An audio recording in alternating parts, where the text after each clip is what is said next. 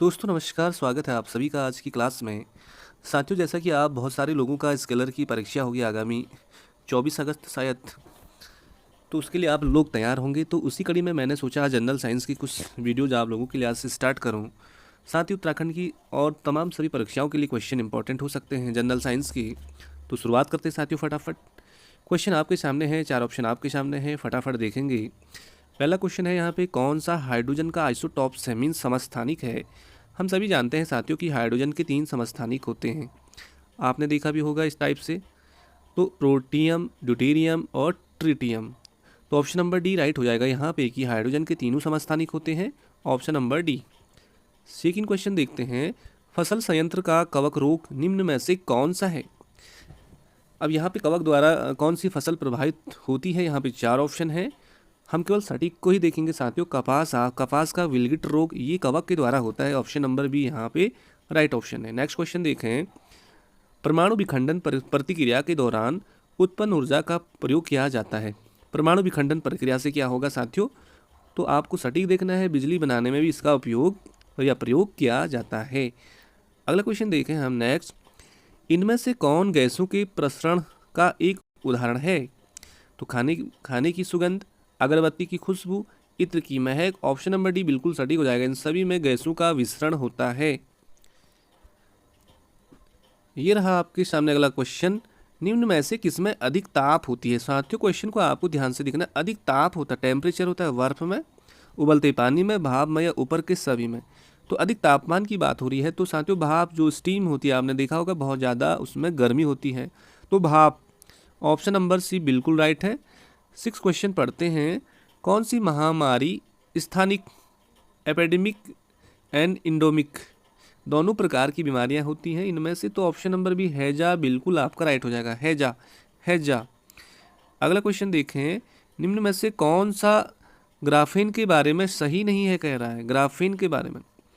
तो यहाँ पे 4 ऑप्शन पढ़ेंगे आप, तो जो 3 डायमेंशनल स्ट्रक्चर है ये ग्राफीन के बारे में सही नहीं है। अगला क्वेश्चन देखें साथियों, रेजिन क्या है। रेजिन आपको इनमें से बताना है क्या है। तो 4 ऑप्शन है साथियों, रेजिन क्या हो जाएगा आपका, मेलवेयर हो जाएगा, मेलवेयर हो जाएगा, मेलवेयर।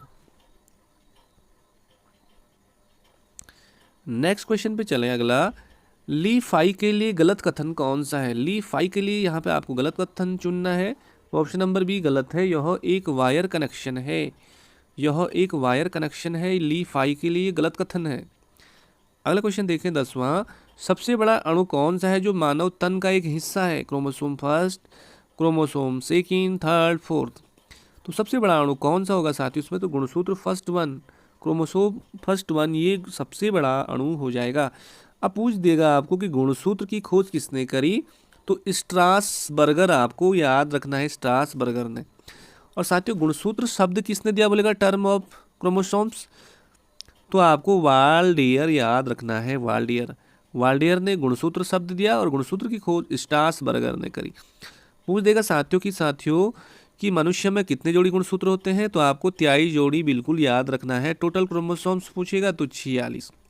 और कभी ऐसे पूछ देगा कि टमाटर में कितने जोड़ी गुणसूत्र होते हैं, तो टमाटर में होते हैं 24 जोड़ी गुणसूत्र, सॉरी टोटल 24 क्रोमोसोम्स होते हैं, 12 जोड़ी, 12 पेयर में होते हैं। और नेक्स्ट पूछ सकता है कि कबूतर में कितने गुणसूत्र होते हैं, तो कबूतर में होते हैं 60।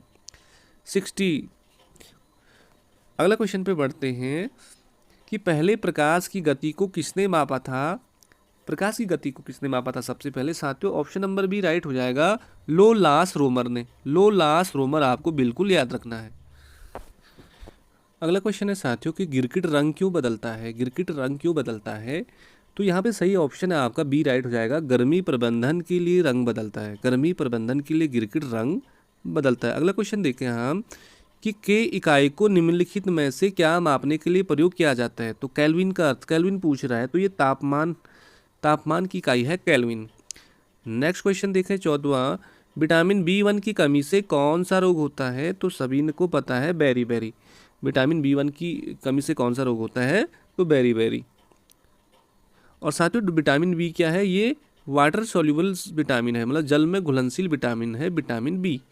अगला देखें हम, राइनो वायरस की जगह बनता है, राइनो वायरस की जगह क्या बनेगा, जो आम जुकाम होता है वो राइनो वायरस की वजह से होता है।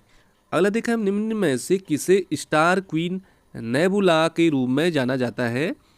साथियों, स्टार क्वीन नेबुला के रूप में जाना जाता है तो मेसियर 16 को। नेक्स्ट क्वेश्चन देख, अगला क्वेश्चन है साथियों कि कितना कुल ऑक्सीजन और रक्त शरीर में मस्तिष्क द्वारा इस्तेमाल किया जाता है। कुल ऑक्सीजन कह रहा है रक्त शरीर में मस्तिष्क द्वारा इस्तेमाल किया जाता है 20% या 50% या 70% या 35%। ओनली 20%, पहला ऑप्शन राइट है। 20% ऑक्सीजन और रक्त शरीर में मस्तिष्क द्वारा इस्तेमाल किया जाता है। अगला क्वेश्चन देखें साथियों, 18वां पढ़े हम, तो मानव शरीर की सबसे छोटी हड्डी कौन सी है। तो साथियों कान में होती है, उसको बोलते हैं स्टेपिच मानव शरीर की सबसे छोटी हड्डी है। सबसे बड़ी बोलेगा तो जांग की हड्डी है, जांग में होती है सबसे बड़ी हड्डी। अगला क्वेश्चन देखें 19वां, मात्र 2 ऊतक कौन से हैं जो खून से ऑक्सीजन प्राप्त नहीं करते हैं। कौन से ऐसे टिश्यू हैं जो कि खून से ऑक्सीजन प्राप्त नहीं करते हैं। तो नाखून और कार्निया। देखिए साथियों, नाखून और कार्निया 2 ऐसे टिश्यू हैं जो खून से ऑक्सीजन प्राप्त नहीं करते हैं। पहला ऑप्शन बिल्कुल राइट है। और आखिरी क्वेश्चन है आज का कि आंख का कौन सा भाग रंग का निर्धारण करता है। पुतली, आइरिस, कार्निया या आईलिड।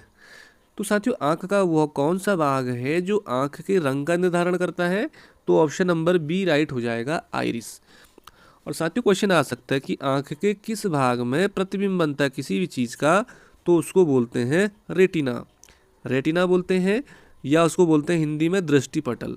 यह पूछ देगा कि आंख का कौन सा भाग नेत्रदान में यूज होता है। तो ये ऑप्शन नंबर सी, कार्निया वाला जो भाग है इसको नेत्रदान किया जाता है, कॉर्निया। तो ये थे आपके 20 क्वेश्चन। जरूर आपको हेल्प मिलेगी इन क्वेश्चनों से, कॉन्फिडेंस लेवल बढ़ेगा आपका साथियों। चलो आज के लिए इतना ही काफ़ी है, मिलते हैं अगली क्लास में। तब तक के लिए बाय बाय, जय हिंद, नमस्कार।